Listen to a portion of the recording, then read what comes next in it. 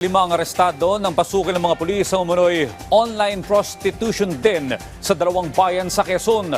Na-rescue naman sa operasyon ang 10 biktima. 3 sa kanila ay mga minor de edad pa. Yan ang ulat ni Patrick De Jesus. Warang kami. Warang to sis. Wala nang hawak. Yung cellphone, bitawan na, bitawan cellphone. Sinalakay ng mga operatiba ng PNP Anti-Cybercrime Group ang 2 bahay sa Tayabas at Lucena, Quezon na nagsisilbi umanong online prostitution din. Pero naka-live pa rin sila dito sa.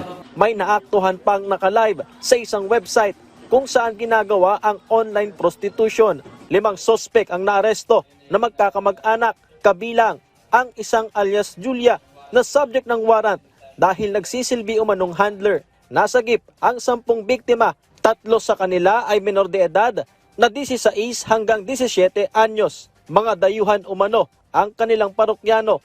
Nakita pa sa mga kwarto ang iba't ibang sex toy.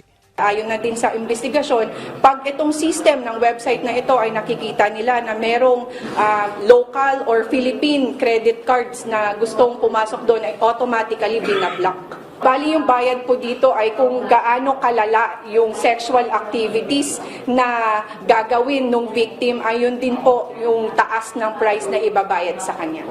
2 buwan ginawa ang surveillance. Sa investigasyon pa ng PNP ACG, in-house ang mga biktima at kinsenas ang kanilang swelduhan. 60-40 po yung hatian nila. 60% is dun sa handler and 40% doon po sa nagsasagawa ng mga ganitong activities. Nasa pangalaga muna ng social worker ang mga nasagip na menor de edad kung saan kasama sa investigasyon kung pinipilit lamang sila na gawin ang krimen.